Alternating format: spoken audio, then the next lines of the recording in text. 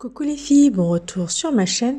Aujourd'hui je vous retrouve avec une nouvelle vidéo dans laquelle je vais vous présenter de nouveaux imprimés qui vous aideront très certainement à organiser la fête du Ramadan qui aura lieu la semaine prochaine, Inch'Allah. Donc ces nouveaux imprimés sont comme à l'accoutumée téléchargeables gratuitement via notre groupe Facebook privé.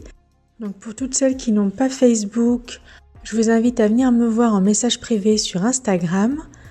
Et pour celles qui n'ont pas Instagram non plus, sachez que tous les imprimés que je vous ai présentés jusqu'à présent seront dans le blog qui sortira très prochainement. Donc là, je suis en train de le finaliser. Et comme d'habitude, vous trouverez tous les liens en barre d'infos.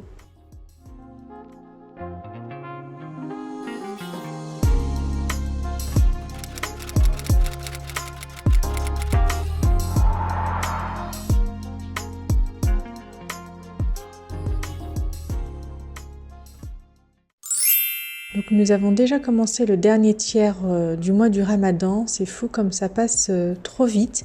En tout cas, j'espère que jusqu'à présent, votre Ramadan se passe bien et que vous avez pu l'appréhender sereinement, tant au niveau de la cuisine, mais également au niveau de la nouvelle routine qu'il faut mettre en place au quotidien.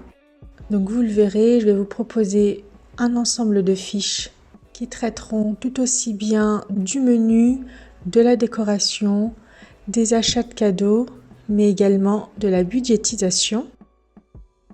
Donc pour commencer, on vide tout simplement notre cerveau, on indique le nombre de personnes qui seront présentes, on indique les idées de plats, de gâteaux que l'on aimerait faire.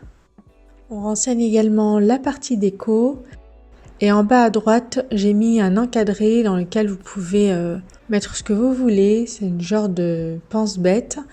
Et c'est aussi un bon endroit pour y renseigner les choses que l'on aimerait déléguer, comme par exemple demander au mari de s'occuper de tout ce qui est pain, tarte, etc. Donc c'est à lui d'aller à la boulangerie, de passer commande et d'aller les chercher le jour J. Donc là c'est juste un exemple, mais vous pouvez exploiter cet espace-là pour tout ce que vous voulez. Ensuite on prend le temps de trouver des idées de recettes. Donc là, c'est plutôt, je pense, on prend le temps de sélectionner les recettes qu'on aimerait effectuer. Donc, je vous propose de tout regrouper ici, parce que généralement, on trouve des recettes sympas, soit sur Instagram, soit sur Facebook, sur YouTube, etc. Et on a envie de faire plein de choses, et au final, le jour J, on ne le fait pas, parce qu'on ne s'est pas préparé, parce qu'on ne sait plus où on a vu telle ou telle chose. Donc là, je vous propose tout simplement de réécrire les recettes que vous aimeriez faire. Et puis si vous préférez une version digitale, pensez bien à créer un dossier dans votre téléphone et y glisser tous les screenshots. Donc maintenant qu'on sait ce qu'on va préparer, je dresse la liste de tout ce dont j'ai besoin avant d'aller faire les courses, pour ainsi être sûr de ne rien oublier. Vient ensuite l'étape de planification. Donc il est important de pas trop charger le jour J parce que généralement on a plein de choses à faire. Donc pour éviter d'être stressé et vraiment appréhender ces préparatifs de façon sereine, je vous propose d'écrire d'emblée ce que vous prévoyez de préparer la veille en essayant de vraiment préparer le maximum avant le jour J. L'idéal étant de commencer le jour J avec déjà le gros ménage de fait, les desserts de fait, tout ce qui est biscuits déjà fait, les viandes déjà marinées, toute la belle vaisselle déjà sortie et nettoyée. Donc voilà, le but c'est vraiment de commencer avec le plus gros de déjà fait. Je voulais juste vous informer que j'avais également un compte Instagram. J'y poste des recettes express et des astuces du quotidien. Et j'y suis présente tous les jours en story. Donc si ça vous dit, vous aurez le lien en barre d'infos.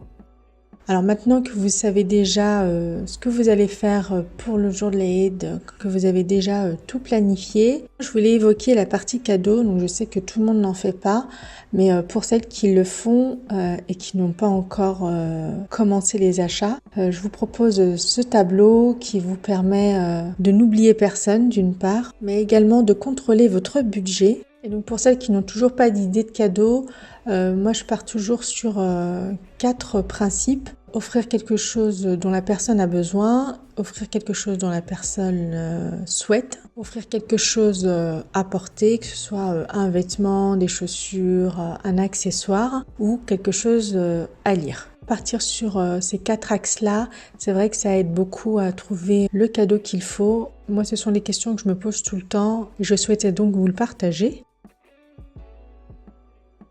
Donc une fois que tout est planifié, que vous savez ce que vous voulez, que vous avez trouvé les cadeaux que vous aimeriez offrir, on budgétise tout ça. Donc faire la fête, c'est bien, c'est génial, mais il faut toujours contrôler son budget. Donc pour chaque poste, je vous propose de mettre ce que vous avez prévu de payer et ce que vous avez payé réellement. Donc ça vous aidera très certainement pour les des années suivantes. En tout cas, la budgétisation, c'est vraiment quelque chose qu'il ne faut pas négliger. Et pour celles qui me suivent sur Instagram, je vous ai déjà partagé pas mal d'astuces en post. Donc pour les intéressés, le lien se trouve en barre d'infos. Donc cette vidéo touche à sa fin, j'espère qu'elle vous aura plu, j'espère qu'elle vous aura été utile. N'hésitez pas à me faire un retour en commentaire. Sur ce, prenez soin de vous et je vous dis à mercredi pour une prochaine vidéo.